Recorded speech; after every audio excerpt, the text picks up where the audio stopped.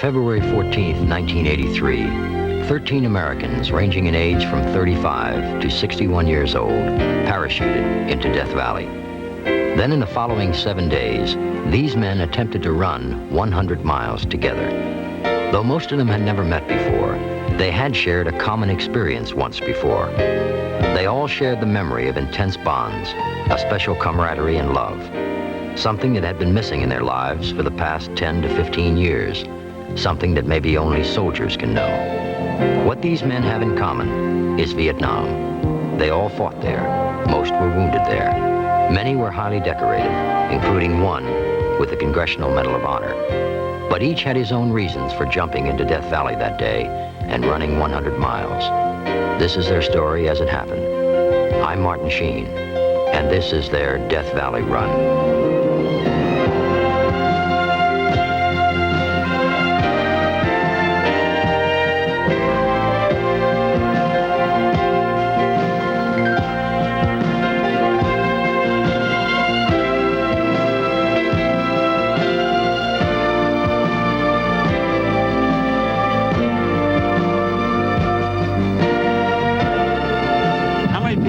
Jumped in the last year. Although a bit rusty, most of these men were experienced parachutists, some having won their wings from as many as 5 other countries, awarded when they jumped with those countries' troops. 3 of the men, however, had never jumped before. These cherries were Bill Price, a lawyer, Bob Cook, a Veterans Outreach counselor, and Chuck Popelka, a mail marketing specialist. All of you are going to be making this run, and what we don't want to do is hurt you on the jump or hurt yourself. The drop zone that you'll be jumping on is very soft. The only thing I'd criticize is this surface is pretty hard. Remember you was told to jump up and out and away? No, don't do that on this order. Just jump out.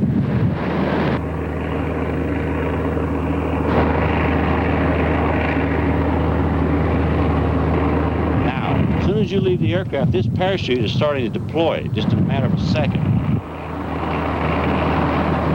You have gone 10 feet and it's starting to come off your back. Yeah, you got to count to 5,000. So I go 1,000, boom! Come in, your hands are high up on the air on your risers. As soon as the balls of the feet touch the ground, in one motion, you come down with your hands in front of you and then you rotate and roll right into it, tucking the chin down. What a drop. I should be playing baccarat instead of this shit. I enjoyed it. But I got to admit, when I first went out that door and I looked up and I saw the tail of the plane going away, I said, what am I doing here? It's a good jump. No wind and nice landing. It's like jumping the first time all over again. I could go up right now and do it again.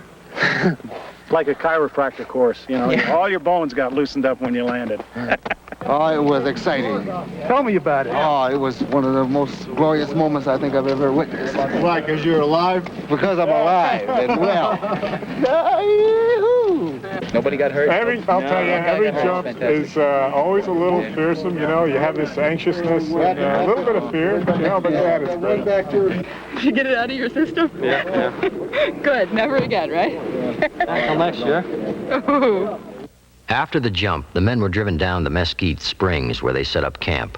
Scott and Gag, the 2 Navy men in the group, didn't bring a tent, choosing rather to sleep under the stars. Are they going to leave all these tents up all day long? Yeah, they're going to be up for 2 days. Kind of still learning from our experience. We got to go get some tumbleweed and put it up over here. 13 men, some in great shape, some in good shape, some in not so hot shape, but all are ready to give it all they've got. All are ready to do whatever it takes to send their message to America. It's 7:30 the next morning. A February chill is in the air. It's 40 degrees, and the men want to get going and beat the heat, which will quickly reach into the 80s. Jim, let's get this thing organized. We can call Robbie out of there. Okay? On 3. On 3, Robbie, okay? Okay, 1, 2, 3. Robbie! Just a couple of things, guys. You know, first of all, we formed the buddy system when we first put this team together, not only for bunking purposes, but also for safety reasons. So does everybody here have a partner? I like to change. I won't say snores too loud. The jump behind them, each man wonders how he'll measure up. Each has been running alone, preparing. You know, when you run a marathon, generally, it's Now they are part of a 99% team, the time you run a team with a mission. marathon a lot faster It's like it than was in you Nam. expect.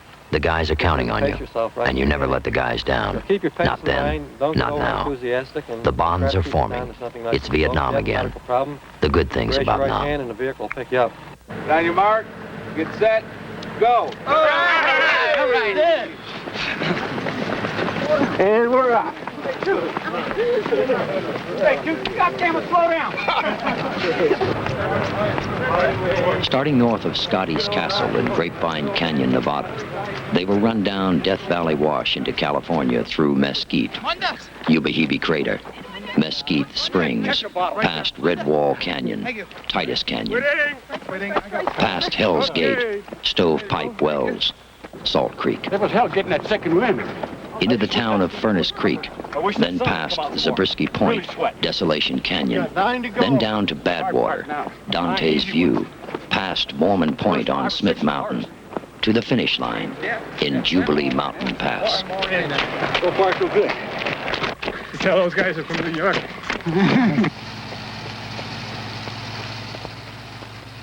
Yeah, that's it. Like the best clubhouse. You got it. My name is Robbie Stevenson, and I'm a production worker at Eastman Kodak Company. I decided to make this run because I felt that it was needed. I felt that it was a great opportunity for me. I feel that the public needs to be aware of the other side of the Vietnam veteran. One that is a positive instead of a negative image. We're trying to say that we haven't forgotten, nor do we hold a grudge. We just want to be accepted. Robbie was with the 101st Airborne in Vietnam. Now he counsels fellow veterans and is a lay leader in his church. He keeps himself fit spiritually and physically. Robbie is an example of love to those who know him, a respected man. After Nam, he served time in federal prison for bank robbery and overcame a hard drug dependency. Still in the lead. Mine's with the mustard. Gotcha, buddy. Winning. Thank you. Thanks, Steve. Thank you. It gets a little too slow for me, so I have to Coming up. It didn't let him get ahead and then work it out a little. It seemed to be an easy 12 miles so far. I hope the next 3 are as easy as the first 12. And I hope the next 85 are as easy as the first 12 were this morning. I'm afraid they won't be. 15 miles. 15 miles down. Some were fast, some were slow, but they all made it. 85 miles left to go. On the highway that splits this fault-formed protected desert museum, 13 veterans of the Vietnam War, a war that became United States history 10 years ago, have come together from across the United States for a symbolic gesture. National press and TV coverage of the run is positive and sympathetic, helping to dispel past negative reporting and portrayals of the Vietnam veteran. Monument is to receive attention. Exposure to the fact that Vietnam veterans have led positive, productive lives since putting combat behind them is what this is all about. One of the things that really makes me feel good is the way that the non-veteran population has really responded to us, you know, going by in the cars and beeping their horns and giving us the thumbs up and saying, you know, go to it, we're proud of you.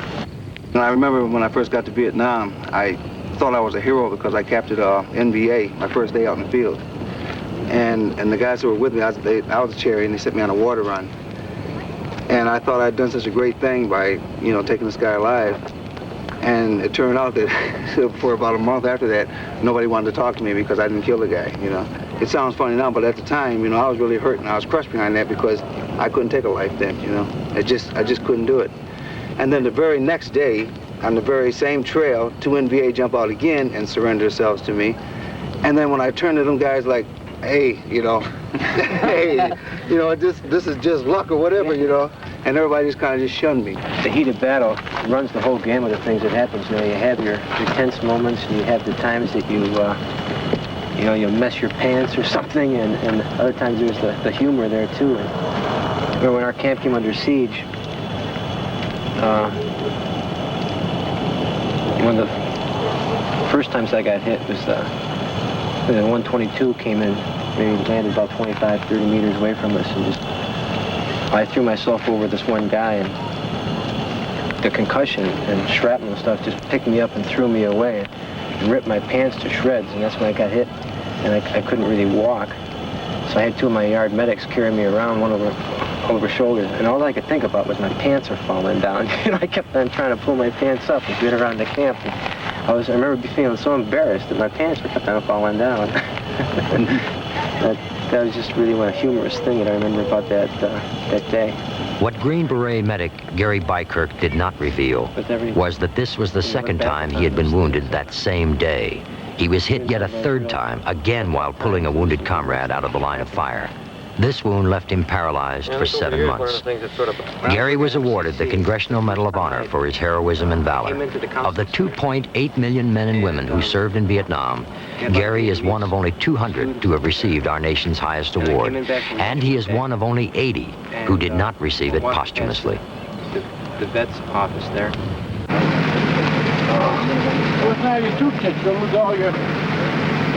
It's the morning of the second day.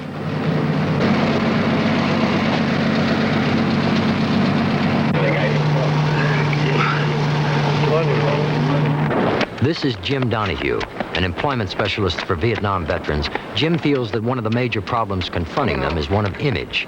He conceived the idea for this run and spent 2 years of his own time organizing it.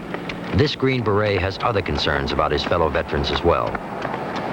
I've had a very strange relationship with my country. I don't know if you'd call it a love-hate relationship. I've put my life on the line many times for this country, and I know that I would do the same again. But at the same time, I'm very disturbed with the way we've treated our Vietnam veterans. For instance, in the area of Agent Orange, I've held hearings all over New York State, and I've seen Vietnam veterans with cancers, all types of psychological and physical problems resulting from Agent Orange.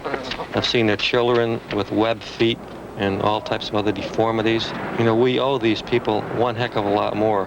We should be taking care of them medically.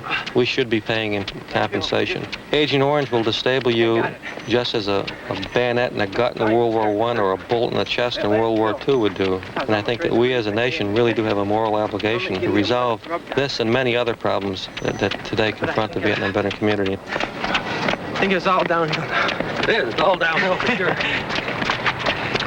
My name is John, D.C., and I work for Customs in Miami. John is a Green Beret who served 2 tours in Vietnam. He's an experienced marathon runner, as is his wife Nancy, who also loves to parachute jump. I felt I wanted to do something to tell the public that I'm a veteran and that I appreciate what they did for me and that I'm mentally and physically capable and able to carry on my own life. Coors Light! Coors Light! Coors Light. I run 6 miles and all you give me is water? No more. I feel real strong. Scott Lyon commanded a SEAL team, the Navy's elite commandos. Scott made 5 trips to Vietnam. Oh, that felt good. What I would like this effort to represent to others, to instill the attitude of the Vietnam veterans 10 years past or 15 years past, that they can still get together, they can still work together as an American. The other people from the outside looking in should understand this, and they can do the same thing. It's a can-do America, really. I'm a general manager of a $1 million marathon coming to Las Vegas. Booyah! Booyah! Raise your hand! Raise your hand! Marine Corps! Marine Corps! Booyah! Booyah! Here we go! Here we go! Raise your hand! Raise your hand! Army! Army! Raise your hand! Raise your hand! Wait a second! Way, maybe a couple hundred feet, and you think you're... This is William A. Price, one of the 3 cherries who jumped for the first time. Bill is an attorney who specializes in criminal law.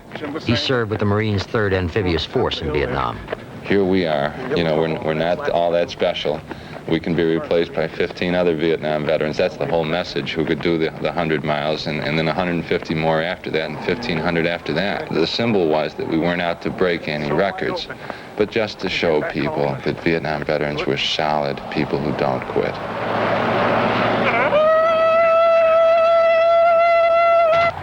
My name is Gene Gagliardi, and I'm a retired Master Chief Petty Officer in the Navy. I put 33 years and 3 days in the Navy without a break, and right now I'm a journeyman carpenter. I stayed in, at the end of World War II and stayed in. I didn't see what it was like for the veterans of World War II to get out and look for a job. I didn't see what it was like for the Koreans to get out and look for a job.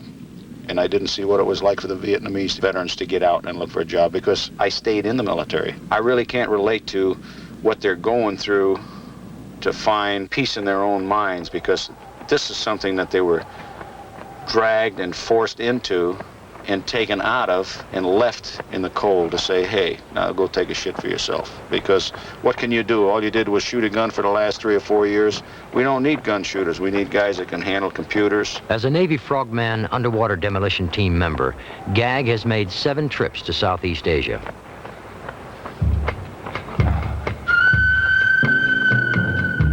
Choo Choo is a full-blooded Native American. At 61, he's the oldest of the group.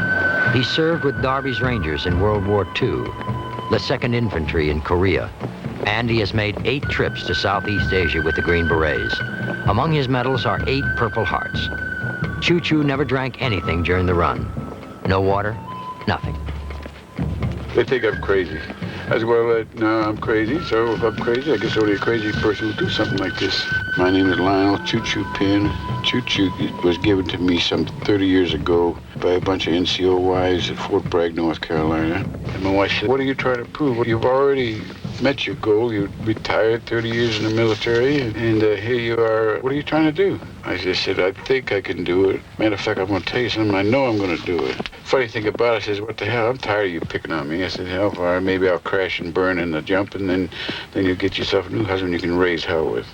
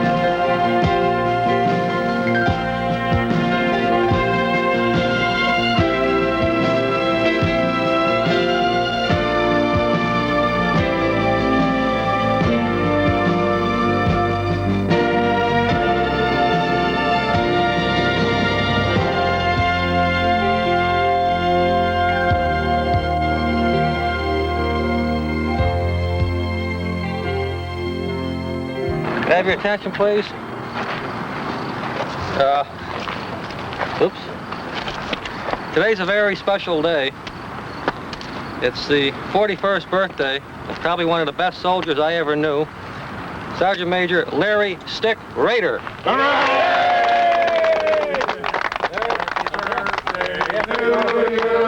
Jim Donahue is here today because Larry saved his life.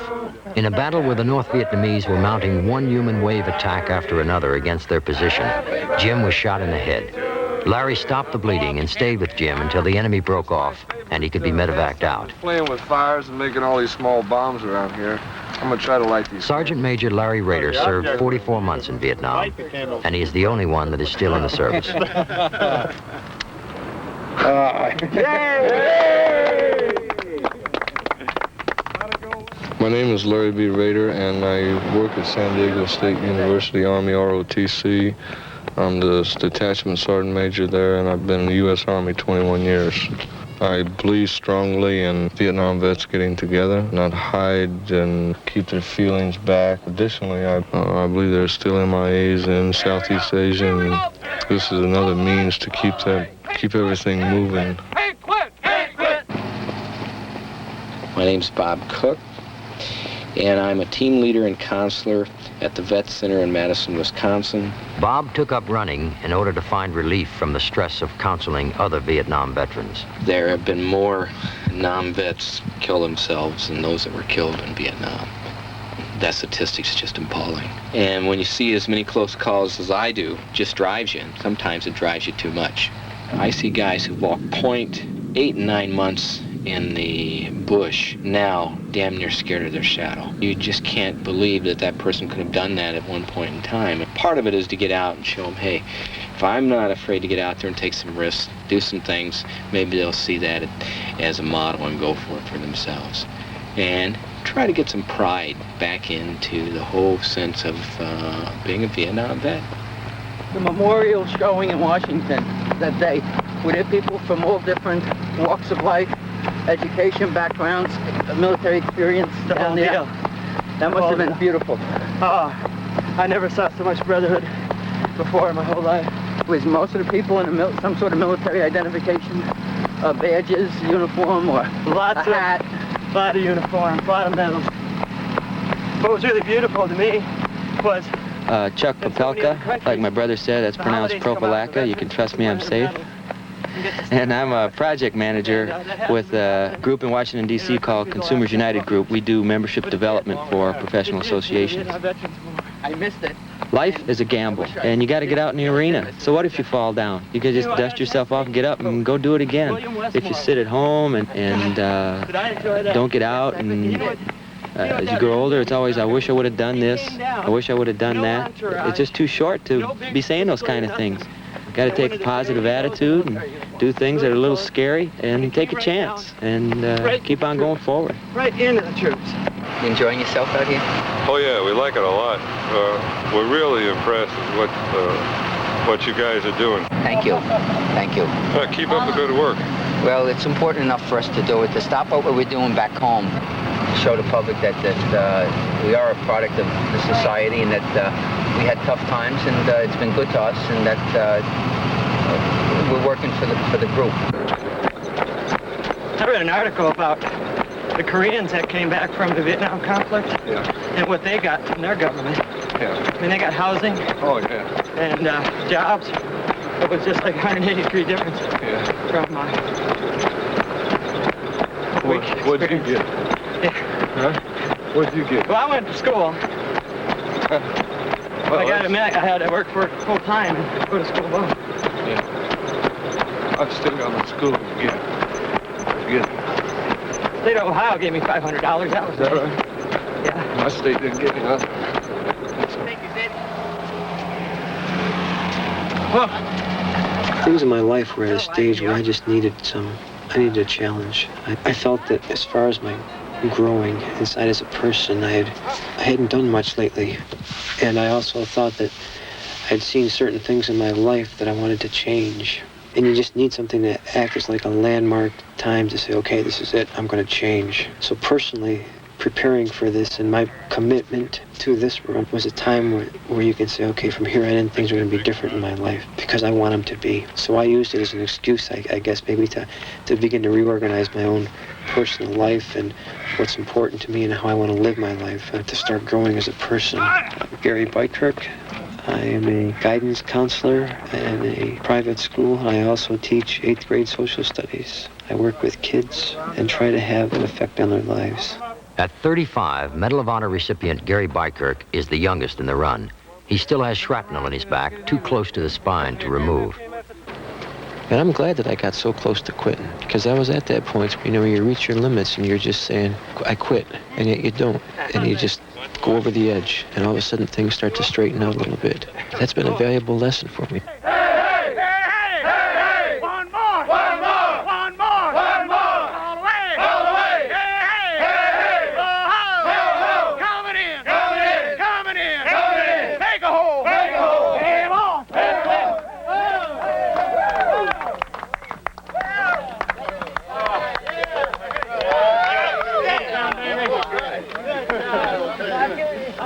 One more big one. That was great today. Was it? Yeah. You got a vehicle coming? How'd it feel out there? I felt the best I've ever felt. Yeah? What do you think about when you're out there running? Oh, man, your mind runs the whole gamut of things. It's just every once in a while you sit there and you start talking with somebody about some things that happened in Nam, how your life's changed since then, you know, things that are important to you now. A lot of times you just keep thinking about putting one foot in front of the other one, too. I try to get my mind off my back. That's what I was really trying to do most of the time. But today hasn't bothered me at all. They're just great. You know, you're running along and you have one of them come back and, you know, you just a simple touch, you know. You see one guy starting to slow down a little bit like he's hurting. You run by him and it's just that little compassionate touch, you know, that you just hit him on the shoulder, you know, and all the meaning that's in that little touch. You know, you hear us a lot about that macho image, you know, and you got to keep your distance in order to be a mean man, you know, but I'll tell you, these are some of the greatest guys that are out here and some of the greatest men. And when they go running by you and they just give you a little tap, there's all the love in the world in that. That's beautiful. It really is. It means an awful lot.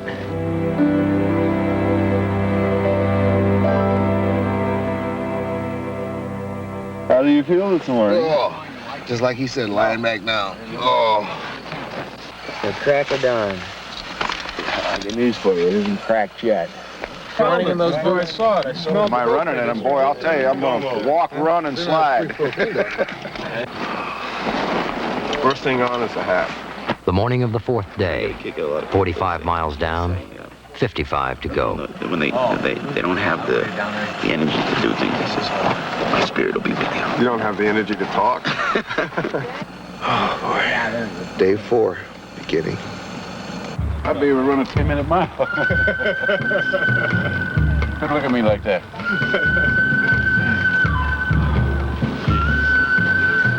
That shave. Did I shave this morning, Scotty?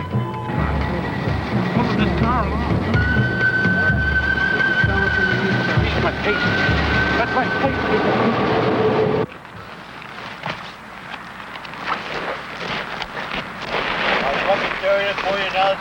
Yeah, you got it? Water gang? Okay. Hung his hat, was his home. Higgins, Jeannie Gag. It's a good tape, ain't it? Chuck Popelka's the only one in the group running to music. Just caught a good buzz and just did it. It's gonna bring me on home. Go get him, you are. Sugar pie, honey bunch. You know that I wait. I'm just now starting to get my damn breath back. This is Gene Imes, a Green Beret, a quiet man. Gene has American, Vietnamese, Iranian, Japanese, and national Chinese parachute wings. Where's it hurting? Top of my right foot. May have Right up in here. No, I have a blister. It's just an ache. Got some Vaseline?